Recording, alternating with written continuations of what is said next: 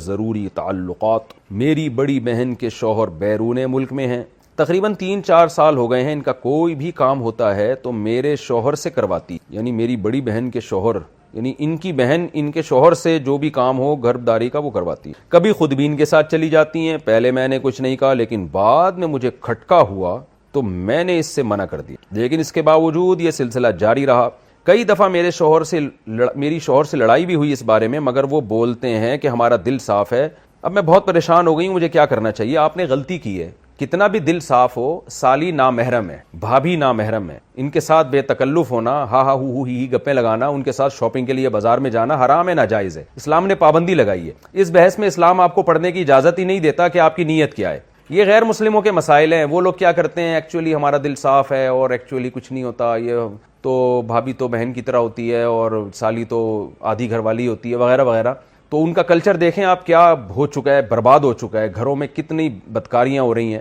تو اللہ تعالیٰ نے جب قرآن میں پابندی لگا دی کہ تمہاری بیوی تمہاری بیوی ہے، اس کی بہن سے، وہ بہن تم سے پردہ فرض ہے، تو آپ کیوں اس سے فری ہو رہے ہیں؟ تو جب آپ کے شوہر سالی، آپ کے سالی جو ہے نا اس سے بے تکلف ہو رہے تھے، آپ کو ان کو ڈرانا چاہیے تھا اللہ کے عذاب سے۔ مرد یہ گڑبڑ کر رہے ہوتے ہیں کہ ہمارا دل صاف ہے، آپ بولیں بھائی آپ کا دل صاف ہے یا نہیں ہے؟ آپ کوئی فرشتے نہیں ہیں، آپ کی شادی مجھ سے ہوئی ہے، میری بہن سے نہیں ہوئی، اور اپنی بہن کو بھی سیدھا کر دیں کہ تم کیوں اس سے فری ہو، کہ میرے شوہر سے تم کیوں فری ہو رہی ہو۔ تو یہ بحث ہی غلط ہے کہ دل صاف ہے یا خراب ہے، اسلام نے بیسک پر ہی پابندی لگا دی۔ تو بھابھی پر بھی لازم ہے کہ وہ دیور سے پردہ کرے۔ الحمدللہ میں نعمت کے طور پہ بیان کر رہا ہوں، شو مارنے کے لیے نہیں، میں اس لیے بیان کر رہا ہوں کہ لوگ کہتے ہیں کہ یہ آج کل ممکن ہی نہیں ہے جوائنٹ فیملی میں پردہ۔ تو ہم 4 بھائی ہم گھر میں اکٹھے رہتے تھے، ہمارے والد صاحب کا گھر تھا، 200 گز کا گھر تھا، کوئی یہ بھی نہیں کہ 1000 گز کا کوئی بنگلہ ہو، 200 گز کے گھر میں ہم 4 بھائی اور 4 کی زوجات بھی رہتی تھی۔ اللہ کا شکر ہے ہم نے کبھی ہماری بھابیاں ہمارے سامنے نہیں آ کے بیٹھی، ہم رہے ہیں کئی سال اکٹھے رہے ہیں، بھابیاں ہم سے پردہ کرتی تھیں، میری زوجہ میرے بھائیوں سے پردہ کرتی ہیں، حالانکہ ہم سب بھائی بے تکلف ہیں، لیکن ایسا الحمدللہ نہیں ہوتا تھا، اب بھی نہیں ہوتا کہ بیٹھے ہوئے ہیں اور جناب فری ہو رہے ہیں، بھابھی سامنے آ کے بیٹھ گئی اور گپے مار رہے ہیں۔ ہمیں تو حیرانگی ہوتی ہے گھروں میں کیا ماحول چل رہا ہے، کیا بےہودگی والا ماحول ہے۔ تو بالکل غلط ہے، اس کو ٹھیک ہے، میں نہیں کہہ رہا کہ سارے غلط ہیں، کوئی بھابھی دیور سے بے تکلف ہو رہی ہے تو اس کی نیت خراب ہے، میں نیتوں پہ ڈاکے نہیں ڈال رہا، نہ میں شبہ کر رہا ہوں، لیکن اسلام نے ایک ضابطہ اصول بیان کر دیا ہے کہ نامحرم از نامحرم۔ آپ کی بہن ہے، اس سے بے تکلف ہوں، اپنی خالہ سے، پھپھی سے بے تکلف ہوں، اپنی بھانجی سے، بیٹی سے، سوتیلی بیٹی سے، یہ آپ کی بیٹیاں ہیں، پوتیاں، نواسیاں، یہ آپ کی اولادیں ہیں، اس کے علاوہ آپ کسی عورت سے فری نہیں ہو سکتے، ہا ہا ہو نہیں کر سکتے۔ ممکن ہے لوگ کہیں مفتی صاحب آپ بھی تو سما ٹی وی پہ فری ہو رہے تھے، وہ بہت لوگوں نے اعتراض کیا نا، تو میں جس سے جو میرا انٹرویو لے رہی تھی نا سما ٹیلی ویژن پہ، وہ میرے سامنے نہیں تھی اور مجھے نہیں پتا تھا انہوں نے دوپٹہ لیا ہوا کہ نہیں لیا ہوا، میرے سامنے ایک موٹی موٹی مونچھوں والا آدمی بیٹھا ہوا تھا، تو اس لیے اس کو یہ کہنا کہ سامنے بیٹھ کے کسی لڑکی سے فری ہو رہا ہوں، یہ الزام غلط۔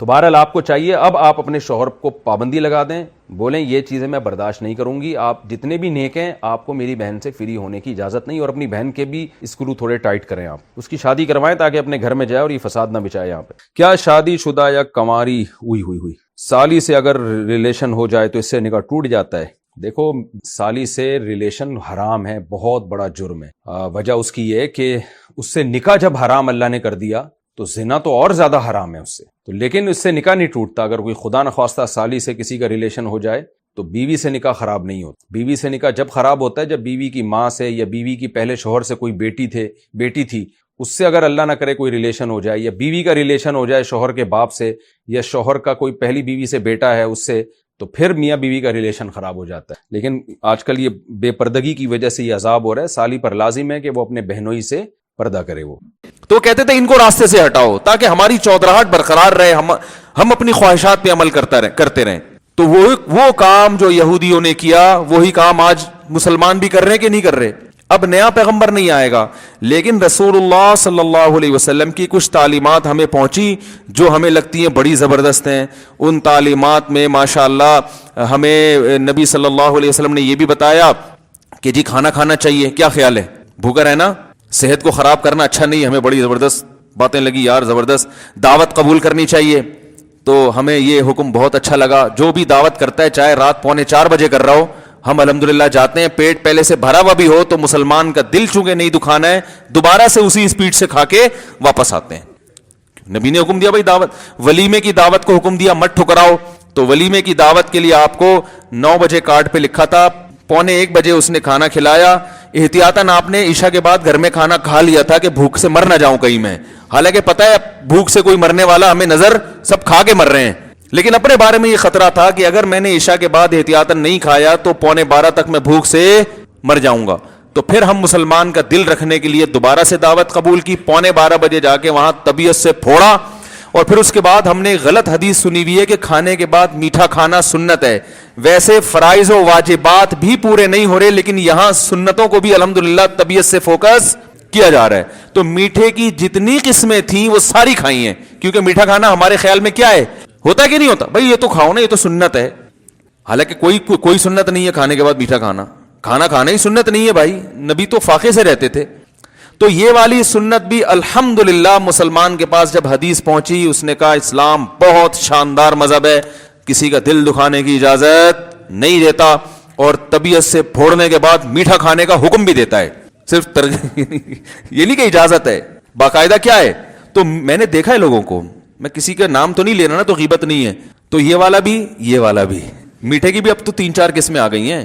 آئس کریم الگ ہوتی ہے, کسٹرڈ الگ ہوتا ہے, کھیر الگ ہوتی ہے, وہ تینوں طبیعت سے پھوڑنے کے بعد پھر آخر میں کولڈ ڈرنک طے بٹھانے کے لیے. صحیح ہے, تو یہ والی بھی سنت ہے. اسی طرح ایک سنت ہے عقیقہ, یقیناً سنت ہے. یہ تو سنت نہیں ہے جو پھوڑنے پھاڑنا ہے نا, یہ جو کر رہے ہیں تو سنت کے نام پہ مذاق ہے. عقیقہ بہرحال سنت ہے, اس کو بھی طبیعت سے فوکس کیا ہوا ہے, کیونکہ اس میں بھی کیا ہے, کھانا پینا. تو وہ بکرے کٹتے ہیں, کھاتے ہیں, پیتے ہیں. یہ والی سنت بھی الحمدللہ مسلمان فالو کر رہے ہیں. تو اور بہت ساری سنتیں کچھ تو اپنی طرف سے بنائی ہوئی ہیں. اچھا, اپنی طرف سے کوئی مشکل چیز نہیں بنا رہے, جن چیزوں کا انٹرٹینمنٹ سے تعلق ہے نا وہ بنائے جا رہے. کھانے پینے والی سنتیں, 11ویں کا کھانا, تو تیجے کا کھانا, تو 40ویں کا کھانا. چلو پیر جمعرات کا روزہ سنت ہے, ایک روزہ آپ منگل کا بھی بدعت کے طور پہ کہ یار منگل کا بھی سنت ہے. ایسا کوئی بدعت بھی مارکیٹ میں نہیں آ رہی ایسی. 5 نمازیں فرض ہیں تو ہم 6ٹی بھی فرض کر لیں گے, یہ بدعت ہو جاتی نا, وہ نہیں ہو رہا. یعنی بدعت بھی وہ ثواب جو ان کا تعلق انٹرٹینمنٹ سے ہے. کھانا کنڈے بھی کھانا ہے, 11ویں بھی کیا ہے, کھانا ہے, کھانے اور صدقے کے نام پہ بکرے. تو پتہ نہیں کیا کیا ہو رہا ہے بھائی. فلانے کا نکال کے وہ کھا لیا, خود بھی کھا رہے ہیں, یعنی بچے کا صدقہ نکالا, کھا گئے, کچھ ابا کو کھلا دیا, کچھ ان کو کھلا دیا. تو اب ہم زندگی جب گزارتے ہیں بہت ساری سنتیں آتی ہیں. عید کے دن میٹھا پکانا سنت ہے, میٹھا کھانا, تو وہ طبیعت سے میٹھا ماشاءاللہ پھوڑا جاتا ہے. نبی تو عید کے دن 2 کھجوریں کھا لی صبح کہ بھئی چلو آج کھانا کھا لیں. وہ میں پابندی نہیں لگا رہا, پھوڑیں, طبیعت سے پھوڑیں, آپ 4 دفعہ پھوڑیں بھائی, آپ نہیں اس کو ہضم کرنا ہے, فوڈ تو آپ نہیں کرنا ہے. لیکن جہاں پھوڑنے پھاڑنے کی بات آتی ہے, صحیح ہے, وہ بہت بہترین سنت. وہ اکثر میں ایک واقعہ بیان کرتا ہوں, وہ کئی لوگوں نے سن چکا ہے, لیکن اب دوبارہ سن لے تو کوئی حرج نہیں ہے اس میں. لوگ پھر بور ہوتے ہیں کہ یار ایک لطیفہ آپ 25 دفعہ سنا چکے ہو یار, تو کوئی پیسے تھوڑی لگ رہے ہیں, ٹیکس تھوڑی لگ رہا ہے. وہ ایک آدمی سے کسی نے پوچھا تو قرآن میں بہت سارے احکام ہیں, تمہیں کون سا حکم سب سے زبردست لگتا ہے؟ اس نے کہا قربان جاؤں, قرآن کے آرڈر تو بہت ہیں, نماز پڑھو, جہاد کرو, زکوٰۃ دو, یہ کرو, وہ کرو, ماں باپ کے سامنے اف نہ کرو, لیکن ایک حکم ہے جس کو میں نے طبیعت سے فوکس کیا ہوا ہے کہ سارے حکم کو توڑ دینا تو صحیح نہیں, ایک حکم تو پکڑو نا کم از کم. نے کہا کون سا والا؟ کہنے کلو وشربو, کھاؤ اور پیو, قرآن میں آتا ہے. اچھا قرآن میں اتنی دعائیں ہیں, اللہ جہاد میں ہمیں ثابت قدم رکھنا, صحیح ہے نا, اے اللہ ہمیں جو ہے وہ ہماری اولادوں کو آنکھوں کی ٹھنڈک بنا, یعنی ان کو نیک صالح بنا, اس طرح کی بہت ساری دعائیں ہیں. تو آپ کو کون سی دعا پسند ہے؟ اس نے کہا بہت پیاری دعائیں ہیں, قربان جاؤں قرآن کی دعاؤں پر ایک دعا بڑی ٹائٹ ہے, ربنا انزل علینا مائدۃ من السماء, اے اللہ آسمان سے ہمارے لیے دسترخوان اتار دے. تو ہمارا بھی یہی حال چل رہا ہے بھائی. تو رسول اللہ صلی اللہ علیہ وسلم جب بہت سارے احکام لے کر آئے, تو آپ صلی اللہ علیہ وسلم کا کوئی حکم جب ہمیں ہماری چاہت کے خلاف لگتا ہے تو وہ پھر معاملہ کیا ہو جاتا ہے؟ خراب. اور یاد رکھو چاہتوں کی 2 قسمیں ہیں. ایک قسم تو وہ آپ کی نفسانی خواہش, جیسے بد نظری ہے, انسان کا دل نظر جھکانے کا چاہتا ہے, اٹھانے کا زیادہ چاہتا ہے. جب کسی حسین عورت کو دیکھتا ہے تو دل چاہتا ہے دیکھو, اسلام کیا کہتا ہے؟ نظر جھکاؤ. رمضان میں اسلام کہتا ہے روزہ رکھو, دل چاہتا ہے کھانا کھا لو. یہ وہ چیزیں جس میں کلچر آپ کی راہ میں رکاوٹ نہیں بن رہا, بلکہ یہ آپ کی اپنی اندر کی جو ڈیزائرز ہیں, اپنے اندر کی خواہشات ہیں, وہ رکاوٹ بن رہی ہیں. تو ان گناہوں کو چھوڑنا آسان ہے, سمجھ رہے ہیں, لیکن بعض دفعہ کلچر آ جاتا ہے, آپ کی روایات, آپ کی پرمپرا, آپ کی جو کلچر ہے, آپ کا خاندانی روایات, وہاں شریعت کچھ اور کہہ رہی ہے, خاندانی روایات کچھ اور. یہ بڑا مسئلہ یہاں کہ کیا ہو جاتا ہے, او بھائی ہماری تو خاندانی روایات ہیں, ہم کیسے چھوڑ دیں. ایک صاحب کو کیا ہوا, ان کی بچی کی شادی ہو رہی تھی, تو تو وہ بھر بھر کے جہیز دے بھی رہے تھے اور داماد طبیعت سے گھسیٹ بھی رہے تھے. تو ہم نے وہ دیندار ماشاءاللہ داڑھی ان کی, ہم نے کہا بھائی چلو داماد بے دین ہوتا, اول تو بے دین آدمی کو بیٹی دے کیوں رہے ہو, لیکن چلو مجبوری ہے, بعض دفعہ دینی پڑتی ہے, کوئی رشتہ ڈھنگ کا مل نہیں رہا ہوتا تو آدمی کہتا ہے چلو اس میں ایک خرابی ہے دوسری اچھائی ہیں تو some thing is better than nothing. تو مجبوری میں کسی کو جہیز دینا پڑے تو سمجھ میں آتا ہے, وہ تو وہ بھی دیندار ہیں آپ بھی دیندار ہو, تو آپس میں بیٹھ کے طے کر لو, نہ جہیز دیں گے نہ جہیز لیں گے. نبی نے تو کسی بیٹی کو جہیز نہیں دیا. تو یہ کیا ہے, یہ کون سا اسلام میں تو مرد پہ خرچہ ڈالا ہے نا. تو الٹا مجھے یوں کر کے غصے میں دیکھ لیں, کیا بات کر رہے ہو بھائی, اس دنیا میں ہو, خیریت تو ہے. ہم اس وقت بہت چھوٹے تھے نا, تو ہم نے کہا پتلی گلی سے نکلو. پھر وہ بارات بھی بڑے دبنگ طریقے, بارات بھی اسلام میں نہیں ہے, بارات کا کھانا ہے. نبی نے 4 بیٹیوں کی شادی کی ہے, کوئی ایک کھجور بھی کسی کو نہیں کھلایا. اپنی جتنی شادیاں کی ولیمے سب پہ کیے. تو مرد پہ کھانا ہے, عورت پہ کھانا بولو نا نہیں ہے. یہاں بھی میں کہتا ہوں بعض دفعہ لڑکی والے مجبور ہوتے ہیں, وہ سامنے دیندار نہیں ہوتے, تو ان کو یہ بات سمجھانا مشکل ہے, تو مجبوراً بیٹی کا باپ بارات کرتا ہے, اس لیے کہ اگر بغیر بارات کے اور کھانے اور یہ اس کے بغیر بیٹی کو بھیج دیا تو بڑے تانے ملتے ہیں. تو مجبوری تو ایک الگ ہے, لیکن جب دونوں پارٹیز دیندار ہیں, دونوں شریعت کو سمجھتے ہیں, دونوں کے 4 مہینے بھی لگے ہوئے, بزرگوں سے اصلاحی تعلقات بھی ہیں, علماء کے بیانات بھی سنے ہوئے ہیں, تو بھائی آپس میں بیٹھ کے طے کر لو یار, نہ آپ بارات نہیں کرو, ہم نہیں تانے دیں گے آپ کی بیٹی کو. تانے جب دیں گے جب بارات کی, تو ہم کہیں گے یار باتیں بڑی کرتے اور دیکھو جو ہے نا ویسے بڑی شریعت اور اپنی بچی پہ اتنی بڑی بارات کر دی. اس پہ تانے مل سکتے ہیں کہ تمہارا باپ جو ہے نا باتیں کرنے میں ماسٹر ہے, ویسے پوری بارات اس نے کی ہے. تو تانے تو اس پہ دینے چاہیے نا, کہ بھائی جب بارات اسلام میں نہیں ہے تو بہو کو تانے ملیں ساس کی طرف سے کہ تمہارے باپ نے پھر بارات کی کیوں, ویسے تو بڑی باتیں کرتا ہے وہ بھائی, لیکن تانے کس پہ مل رہے ہوتے ہیں کہ بارات کیوں نہیں کی. تو جب دونوں پارٹیاں دیندار ہیں تو بھائی مل بیٹھ کے طے کر لو, بارات بولو بھائی نہیں ہوگی, چند لوگ آئیں گے, خواتین آئیں گی, دلہن کو پک کر کے لے جائیں گی, ٹھیک ہے نا, پھر اگلے دن ولیمہ ہوگا جس کو بلانا ہے بلاؤ. لیکن آپ ذرا چھیڑ کے تو دیکھ لو, چھیڑ کے دیکھو آپ, ہم نے تو چھیڑا ہوا ہے نا, وہ ایک دم ایسے ایک دم کیا بات کر رہے ہو بھائی, کیا کر رہے ہو, تو ایسے لگتا ہے جیسے وہ اجنبی بن جاتے ہیں, پہچاننے سے انکار کر دیتے ہیں کہ کیا مریخ سے آئے ہو, کیا چاند سے آئے ہو. یعنی بزبان حال وہ یہ کہہ رہے ہوتے ہیں کہ تم اس زمین کے ہاتھ کیسی باتیں کر رہے ہو. او بھائی ہم صحیح باتیں کر رہے ہیں, آپ پاگل ہو گئے ہو, سمجھ رہے ہیں آپ پاگل ہو گئے ہو. تو وہ میں نے شیخ الحدیث مولانا زکریا رحمۃ اللہ علیہ کا واقعہ سناتا ہوں, اپنی بیٹیوں کی شادی بڑے آرام سے کر دی, انہوں نے نکاح پڑھا دیا, چلو بھائی لے جاؤ. تو وہ لوگوں نے اتنی باتیں بنائی, انہوں نے باقاعدہ کتاب میں لکھا ہے, ایسے تماشے کیے لوگوں نے, ایک طرف روتے رہتے ہیں پیٹتے رہتے ہیں, ابے بیٹیاں بوجھ بن گئی ہیں بھائی, بڑے خرچے ہو گئے, غریب آدمی تو بیٹی کی شادی کر ہی نہیں سکتا. دوسری طرف جب کوئی سادگی سے ہو رہی ہے تو ہونے بھی نہیں دے رہے, اس کو پروموٹ نہیں کر رہے. تو یہ تو کبھی کبھار سوچتا ہوں, میں نے تو کبھی نہیں سوچا کہ میں حاکم بنوں گا, لیکن خوابوں کے میں تو مزے لے سکتا ہے نا انسان. تو کبھی کبھار میں سوچتا ہوں کہ اگر میں وزیر اعظم بن گیا بھاری اکثریت کے ساتھ, ایسا وزیر اعظم نہیں کہ اس کی سنی نہ جا رہی ہو, آج کل وزیر اعظموں کی اس ٹائپ کی قسمیں آ رہی ہیں. یہ جمہوری نظام ہمارا جو ہے نا یہ کامیاب نہیں ہے, جو جس طرح سے ہمارا سیٹ اپ چل رہا ہے نا, یہ اس میں کچھ بھی نہیں ہو سکتا, کچھ بھی نہیں ہو سکتا, ملک ترقی کر ہی نہیں سکتا اس میں. تو اس میں پبلک کو خوش کرنے کے لیے کوئی الٹے کام کرنے پڑتے ہیں. پبلک چونکہ الٹے کاموں سے زیادہ خوش ہوتی ہے, سیدھے کاموں سے خوش نہیں ہوتی, یہ سسٹم ہی ایسا چل رہا ہے. تو اب کیا ہے کہ اب دیکھو اگر جمہوری نظام مسجدوں میں بھی آ جائے, میں 5 سال کے لیے منتخب ہوتا مسجد کا امام, تو جو کام میں آج یہاں کر رہا ہوں ایک اپنائیت کا احساس ہوتا ہے نا, میری مسجد ہے, ٹھیک ہے نا, ایک اپنائیت کا جو تو انسان اس کے لیے کوشش کر. مجھے اگر پتا ہوتا ہے کہ میں 5 سال کے لیے امام بناؤں یہاں پہ, 5 سال کے بعد اگلی مسجد, تو کہیں بھی نہیں پنپ, کہیں کسی جگہ کے بھی میں اس علاقے کی کمزوریاں کیا ہیں, خوبیاں کیا ہیں, یہاں کس قسم کے لوگ آ رہے ہیں, ان کو کس قسم کے بیانات کی ضرورت ہے, یہ چیزیں سمجھنے میں 5 سال لگتے ہیں. جب سمجھنے کا ٹائم آتا تو یہاں سے ایسے علاقے میں جا چکے ہوتے جو بالکل ایک الگ علاقہ ہوتا, اور اگر کوئی دوسرے ملک میں چلے جاتے پھر تو بہت ہی پاگل ہو جاتے. تو ایک آدمی 5 سال کے لیے بنتا ہے, اس کے جانے کا ٹائم آتا ہے, ابھی وہ سمجھنا شروع کرتا ہے کہ ہو رہا کیا ہے, تو اس کے جانے کا ٹائم آ چکا ہوتا ہے. اور اس دوران بھی اپوزیشن اس کی ٹانگیں کھینچ رہی ہوتی ہے مسلسل. یعنی وہ اگر 5 سال کامیاب بھی رہ بھی ہے نا, تو آدھا کام وہ ملک کے لیے سوچنے میں اور آدھا اپنی سیٹ بچانے میں لگا رہا ہوتا ہے وہ.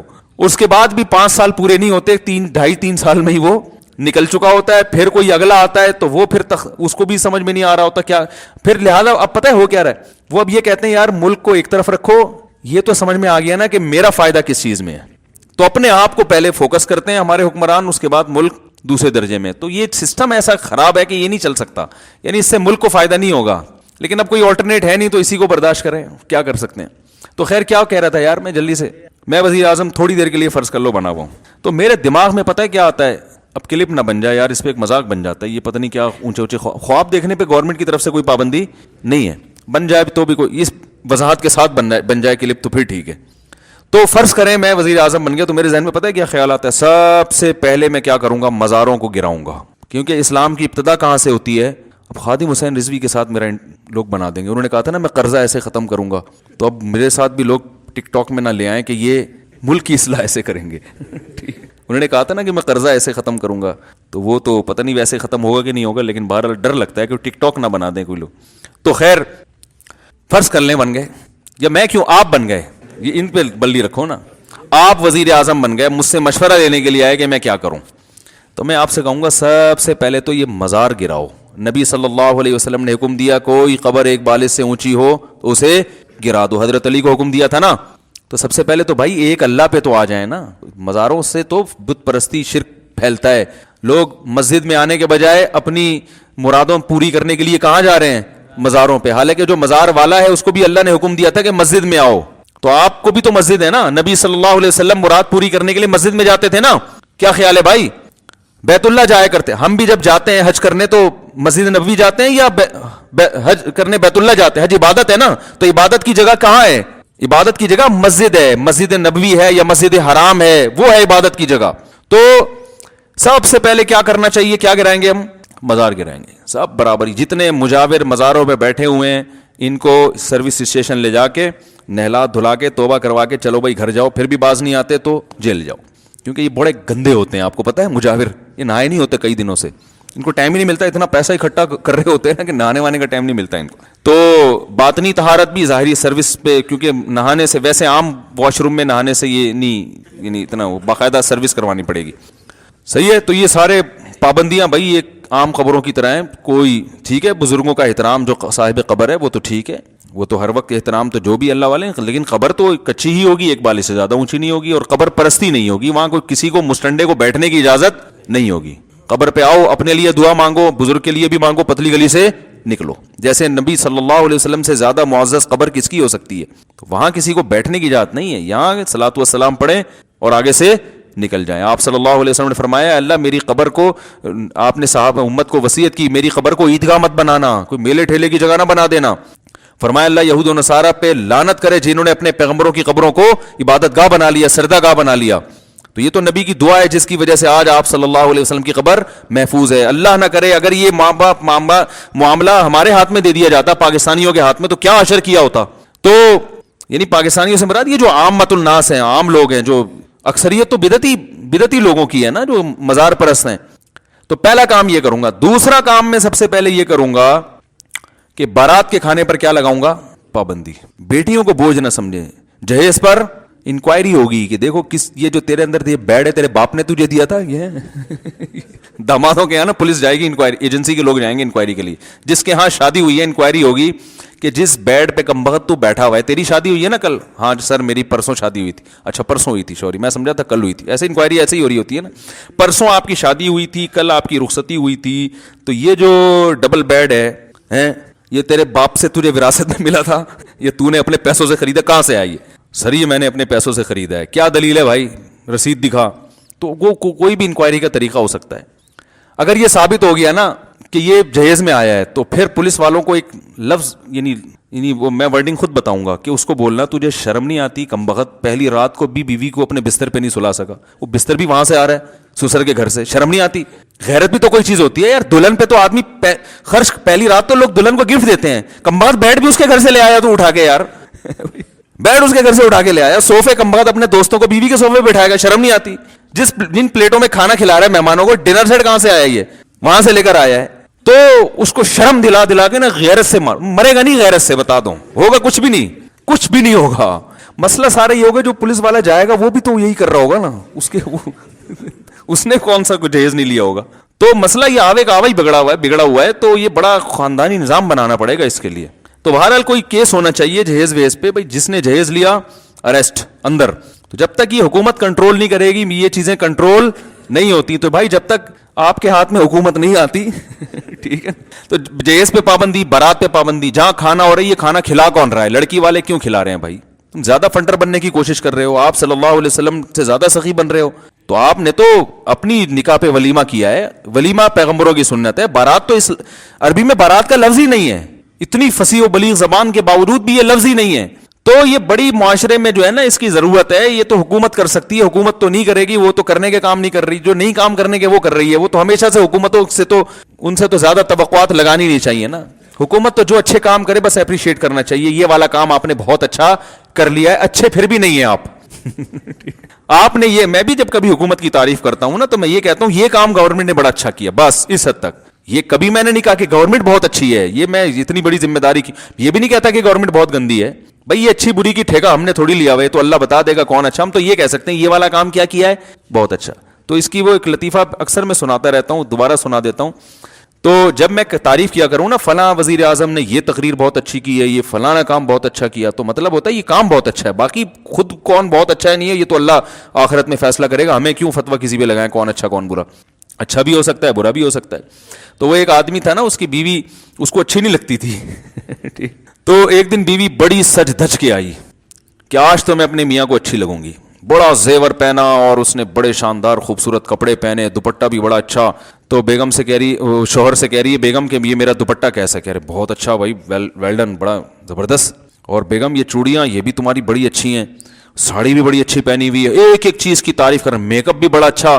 کہتا ہے پھر اچھی پھر بھی نہیں لگ رہی, ساری چیزیں اچھی ہیں مگر تو اچھی پھر بھی نہیں لگ رہی.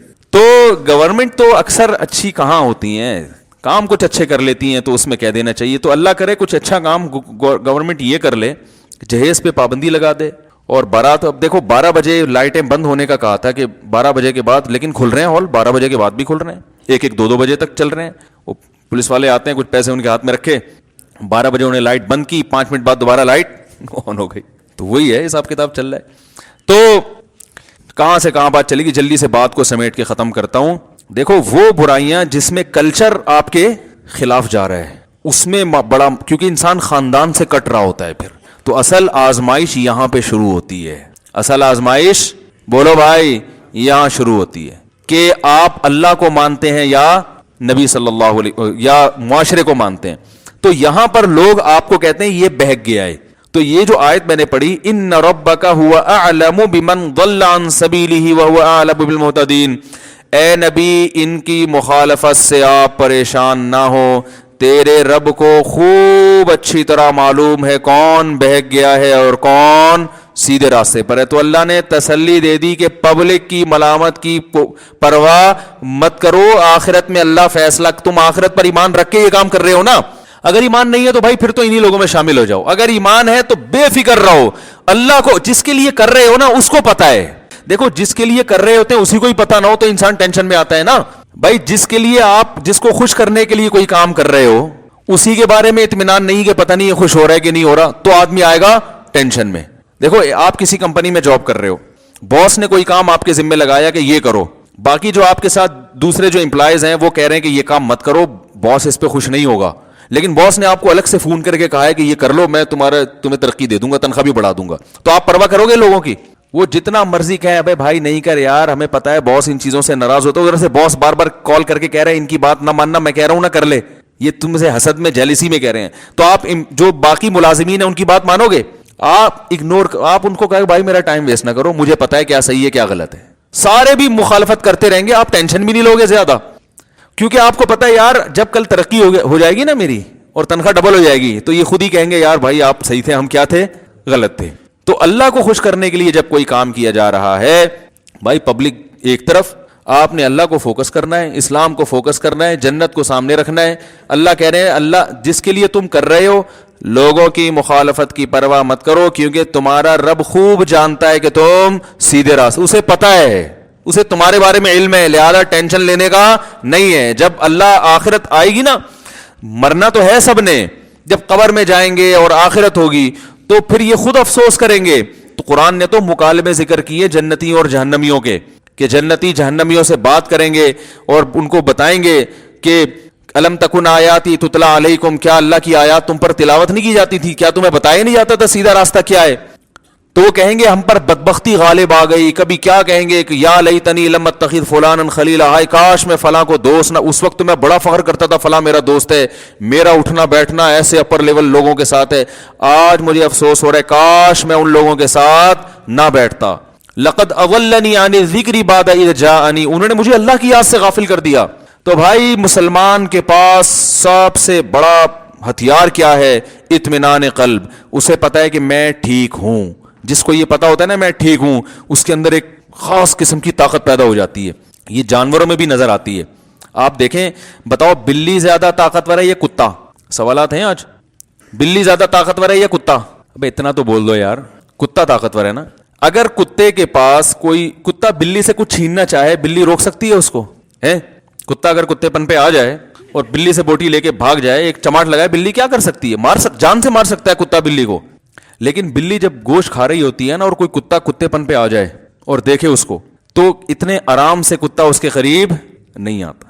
بلی غراتی ہے, اور کتا جو ہے نا وہ بالکل ہی کتے پن پہ آ جاتا ہے. یعنی ایسے کتا پن دکھائے گا اپنا, اوئی اوئی اوئی ایسے کر کے نا, دم ہلائے گا, یوں کرے گا. اس میں جو ایک, حالانکہ ویسے جب کتا شکار کو دیکھتا ہے تو آپ اس کی بہادری دیکھیں, ہوتی ہے کہ نہیں ہوتی؟ کتا جب کسی شکار کو دیکھے نا تو وہ دیکھو آپ اس کے, پھر وہ شیر والی حرکتیں شروع کر دیتا ہے, ایسا غرائے گا, جھپٹے گا, بڑے کانفیڈنس کے ساتھ اس کو کھائے گا. لیکن بلی سے چھینتے ہوئے اتنا کانفیڈنس کتے میں نہیں ہوتا. میں نے تو یہ منظر دیکھے ہیں, بیان میں بھی کئی دفعہ نقل کر چکا ہوں. ہم نے بچپن میں ایک بلی کو دیکھا, وہ ایک بوٹی لے کے کھا رہی ہے. کتا جو ہے نا, کتے کو بھی لالچ ہوئی نا کہ یار میں اس سے یہ بوٹی لیتا ہوں. تھوڑا قریب آ رہا ہے, بڑے آرام آرام سے خراما خراما ڈرتے ہوئے, صحیح ہے نا. اب جیسے ہی قریب آ رہا تو بلی نے اس کو اپنے اسٹائل میں, کیا مسئلہ ہے تمہارے ساتھ؟ بلی نا پہلے ہلکا سا ہو, اس کا مطلب یہ تھا کیا پرابلم کیا ہے. کتے کی سمجھ میں نہیں آیا, کیونکہ کتا ہے وہ, اس کی سمجھ میں کہاں آئے گا. وہ تو کتے کی زبان ہی سمجھے گا. تو تھوڑا اور قریب آ گیا کتا, پھر بلی نے تھوڑا کرے غرانا شروع کر دی. لیکن میں نے سمجھایا ہے نا, میں کھانا کھا رہی ہوں, نکل جاؤ یہاں سے. کتے کی سمجھ میں پھر بھی نہیں آیا.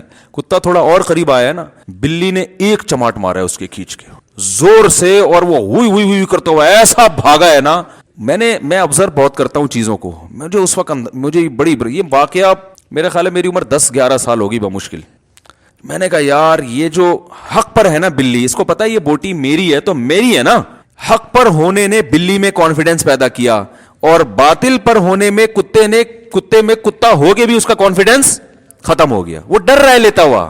جب کوئی کتا شکار کرتا ہے نا تو اس کو پتا ہوتا ہے بھائی یہ شکار حلال ہے میرے لیے, یعنی یہ تو اللہ نے چیر پھاڑ والا جانور مجھے بنایا ہے, تو وہ بڑے کانفیڈنس کے ساتھ کرتا ہے. لیکن کسی دوسرے جانور سے بوٹی چھینتے ہوئے وہ اس میں وہ کانفیڈنس نہیں ہوگا. تو بلی نے ایک تھپڑ مارا ہے اس کے, بولا میں تمیز سے بات کر رہی ہوں, تجھے سمجھا رہی ہوں, تیری تمیز سے بات سمجھ میں نہیں آ رہی. جو اس کی خاص آواز ہوتی نکالتا وہ بھاگا. تو جب انسان کانفیڈنس ہوتا ہے کہ میں درست ہوں, میں صحیح ہوں, پورا معاشرہ کیسا ہی طاقتور کیوں نہ ہو, تو انسان کو اس سیدھے راستے پہ چلتے ہوئے جو موٹیویشن ملتی ہے نا, جو چیز موٹیویٹ کرتی ہے وہ کیا ہے؟ اس کا حق پر ہونا. کہتا میں ٹھیک ہوں. اور باطل چاہے وہ کتنے ہی دلائل دے رہا ہو, کیسے ہی آنکھوں میں آنکھیں ڈال کے بات کر رہا ہو, اس کے اندر جو ایک احساس جرم ہوتا ہے کہ ہم غلط کر رہے ہیں, یہ احساس جرم اس میں اور کانفیڈنس کو ختم کر دیتا ہے. وہ بھیگی بلی بن کے بس بھڑکیاں مار رہے ہوتے ہیں اوپر سے. ہمارے ایک دوست تھے کہ ابھی بھی ہیں, تو ہم جب حضرت مفتی رشید احمد صاحب رحمہ اللہ کے پاس گئے نا, بیعت ہوئے ان سے, اس وقت ہماری عمر 17-18 سال تھی. تو حضرت تو یہ کلچر کو بالکل نہیں مانتے تھے. جو کلچر میں غلط چیزیں ہیں نا, وہ کہتے تھے لڑکی پر لازم ہے کہ چچا زاد بھائی سے پردہ کرے. حالانکہ ہمارے کلچر میں نہیں ہے. بھابھی پر لازم ہے کہ دیور سے کیا کرے؟ پردہ. حالانکہ ہمارے کلچر میں نہیں ہے. تو حضرت تو وہی باتیں کرتے تھے جو کلچر میں رائج ہو گئی ہیں اور اسلام کے خلاف ہیں, تو وہ پردہ کرا کے چھوڑتے تھے. ماشاءاللہ عورتیں بڑی ہمت کرتی تھیں پھر. تو اسی طرح داڑھی رکھنے پر بڑی سختی کرتے تھے. تو انہی میں سے ایک یہ تھا, حضرت فرماتے تھے کہ جب شادیوں میں ناچ گانا ہو رہا ہو, مکس گیدرنگ ہو, ڈھول ڈھمکے ہوں, تو اس شادی میں جانا جائز نہیں ہے. نہیں کا مطلب بھائی کی شادی ہو, بہن کی شادی ہو, نہیں جا سکتے. تو اب کیا مسئلہ ہوا, تو ہمارے ایک دوست تھے, وہ ان کی سگی بہن کی شادی. اچھا ویسے وہ بڑا کہتے رہتے تھے جائز نہیں ہے, جائز نہیں ہے. سب کہتے تھے ہاں یار ماشاءاللہ بالکل یار یہ بے حیائی کا تو خاتمہ ہونا چاہیے. سب ان کو اپریشیٹ کرتے تھے نا کہ بھائی یہ شادیوں میں جو مکس گیدرنگ کے پہلے تو لوگ اس کو مانتے تھے کہ واقعی یہ غلط ہو رہا ہے. اب تو ماننا چھوڑ دیا لوگوں نے, کہنا اتنی تنگی نہیں ہے اسلام میں.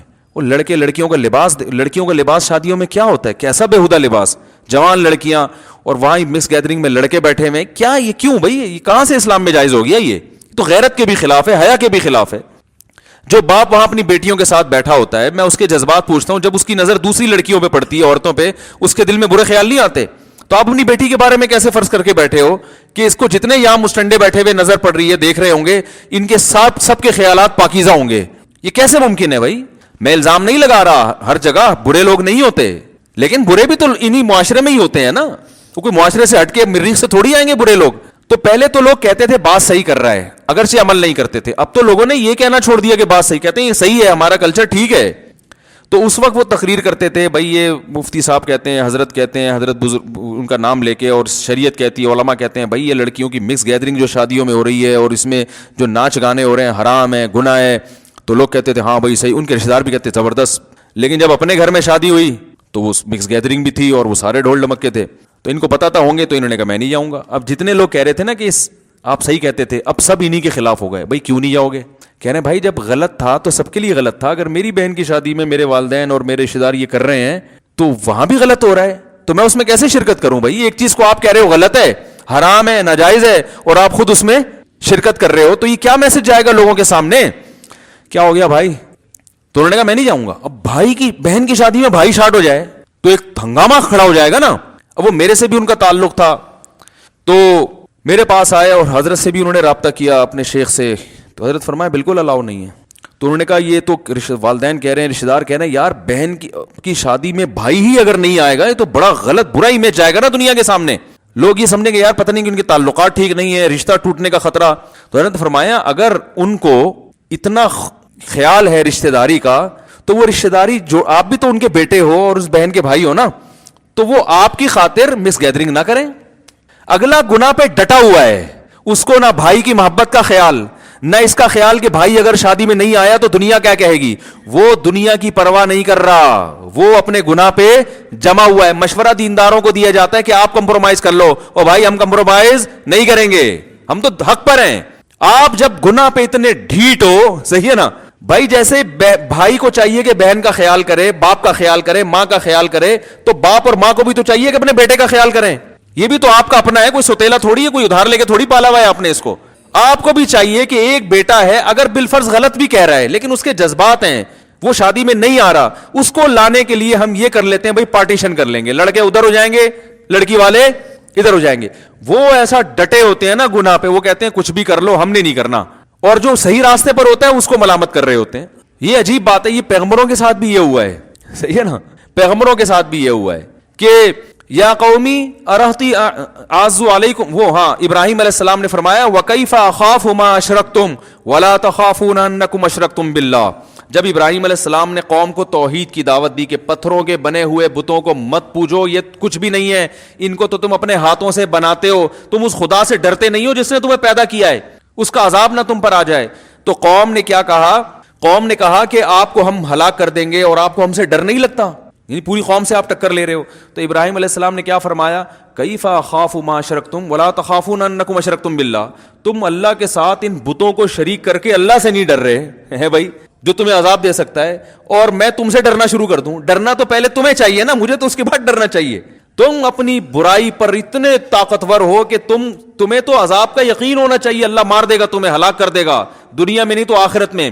اس برائی پہ تم ایسا ماشاءاللہ تم اپنی طرف سے ایک اصطلاح میں کہہ رہا ہوں, ایسا ڈٹ گئے اور مجھے مشورہ دے رہے ہو کہ میں لچک دکھاؤں. تو جب بھی بے دین لوگ آپ کو برائی میں گھسیٹیں تو آپ بولیں جتنا زور یہ گھسیٹنے میں لگائے گا نا, میرا پلہ اس سے بھاری رہے گا, اتنا زور میں نہ جانے میں لگاؤں گا. کیا خیال ہے بھائی جان؟ غلط کہہ رہا ہوں تو بتا دو یار, اگلے ہفتے نہیں کروں گا بیان. ڈھیلا پن ہے دینداروں میں.